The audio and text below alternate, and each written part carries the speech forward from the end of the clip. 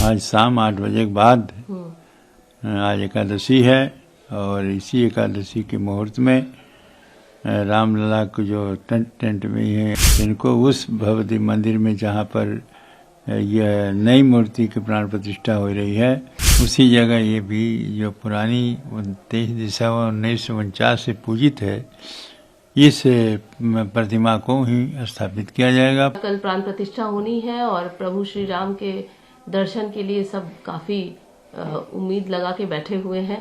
क्या कहेंगे, कल का मात्र एक दिन है?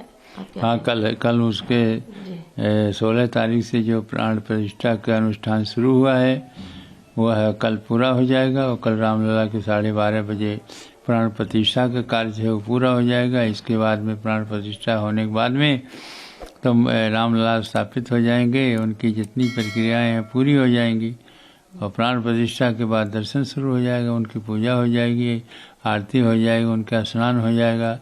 सब कुछ होने के बाद तिलक लगा के उनको सजा दिया जाएगा और उसके बाद उनके जो दर्शन है वो शुभ प्रारंभ हो जाएगा। कल जो टेंट में जो हमारे रामलला बैठे हुए हैं जो उनको कब स्थापित किया जाएगा इस वाले मंदिर से नए वाले मंदिर में? आज शाम 8 बजे।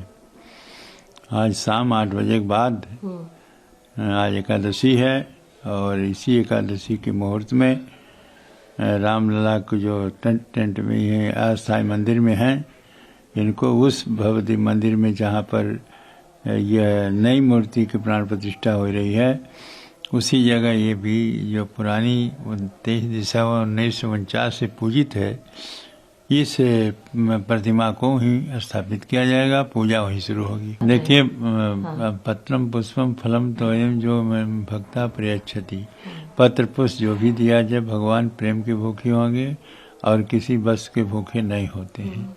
अनुभव गम भजन ये संता, अनुभव में उनको भजा जाता है और अनुभव में रहते हैं और उनके जिस रूप से उनकी सेवा की जाती है और जिस रूप के जो मांग होती है वो भगवान की कृपा से प्राप्त होती है।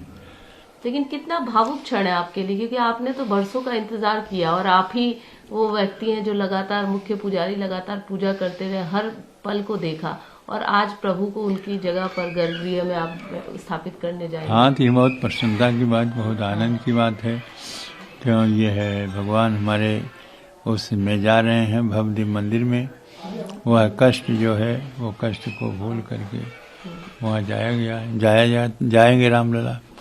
एक प्रश्न ये है, रामलला की मूर्ति स्थापित हो रही है, स्थापित हो चुकी है, पूजा पाठ होना है, लेकिन जिस तरीके से प्रश्न उठा रहे कांग्रेस के लीडर ने कई सारे प्रश्न उठाए। दिग्विजय सिंह ने सोशल मीडिया पे लिखा है तो जो द्वारका व जोशीमठ के शंकराचार्य स्वामी स्वरूपानंद महाराज जी थे उन्होंने ये सुझाव भी दिया था कि राम जन्मभूमि मंदिर में भगवान राम की मूर्ति जो बाल स्वरूप होकर माँ कौशल्या की गोद में होना चाहिए, लेकिन जो मूर्ति है जो प्राण प्रतिष्ठा हो रही है उस पे जो सवाल उठाए हैं उस पर क्या कहेंगे? ये मूर्ति कौशल्या जैसे ही बोल रहे हैं वैसे उनके उत्तराधिकारी राम स्वरूपानंद सरस्वती जी हम नहीं है, उनके चेला मुक्तेश्वरानंद वो वैसे बोल रहे हैं और विरोध में वो भी बोल रहे हैं। तो ऐसे लोग बोलने का क्या माने रखा जाए? है भगवान को इसलिए किया गया बड़े रूप में कि वो छोटे हैं और मूर्ति दो प्रकार की होती है, चल है और अचल। इनका मालूम नहीं है कि चल मूर्ति का है, चल मूर्ति है, जब कुछ नहीं ज्ञान है, खाली राजनीति करना है, झूठ बोलना है। तो ऐसे व्यक्ति का उत्तर यही है कि यहाँ भक्तों की मांग है, भक्तों की इच्छा के अनुसार और इसको किया जा रहा है, इसलिए कि सुगमता से वह छोटी मूर्ति तो वहाँ रहेगी ही, बड़ी मूर्ति इसलिए किया कि उसका भी दर्शन हो जाए, लोग सुगमता से दर्शन कर लें। और ये कह रहे हैं ना गोद में हो, गोद में तो पैदा हुआ थोड़ा छोटा सा बच्चा जब नहीं चल पाता तब वो होते हैं। हमारे तुलसीदास जी लिखे हैं कि कौशल्या जब बोलन जाई ठूंक ठूंक पर चल पर आई, तो दौड़ते हुए जा रहे हैं, चल रहे हैं, तो चलने वाली मूर्ति वहाँ स्थापित है जो हमारे शास्त्रों में वर्णित है। और उस दिव्यनाथ को जब नहीं ज्ञान है तो कहते हैं गोद में हो, गोद में तो पैदा हुआ बच्चा छोटा जब नहीं चल पाता तो गोद में है। और यहाँ तो वह स्थिति के 5 साल के बालक के रूप में स्थापित किया जा रहा है जो चलता है। और स्पष्ट लिखा है कि कौशल्या जब बोलन जाई ठुमुक ठुमुक पर चलें।